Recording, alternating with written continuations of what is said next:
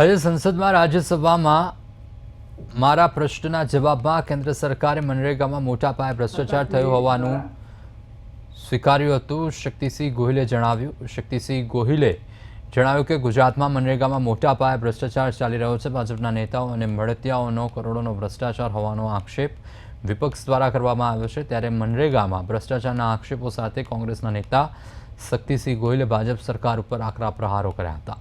શક્તિસિંહ ગોહિલે જણાવ્યું કે દાહોદમાં જ ત્રણ અધિકારીઓએ ભ્રષ્ટાચારની પોલીસ ફરિયાદ દાખલ કરવી પડે છે. 10 ટીમ બનાવીને ભ્રષ્ટાચારની તપાસ ચાલી રહી હોવાનું પણ શક્તિસિંહ ગોહિલે જણાવ્યું. ત્યારે શક્તિસિંહ ગોહિલે ભ્રષ્ટાચારીઓ સામે કડક કાર્યવાહી કરવામાં આવે તેવી માંગણી કરી છે. ગુજરાતમાં જે જરૂરિયાતમંદ માટે રોજગારી મળે અને એની ગેરંટી સાથે કોંગ્રેસની સરકાર જ્યારે કેન્દ્રમાં હતી ત્યારે મનરેગાનો કાયદો લાવીને લોકોને પૂરી રાહત મળે એ માટેની ચિંતા કરી હતી. ભારતીય જનતા પાર્ટીએ આ મનરેગાના માધ્યમથી જરૂરિયાતમંદ લોકોને પૈસા મળે એના બદલે કરોડો રૂપિયાનો ભ્રષ્ટાચાર શરૂ કર્યો છે.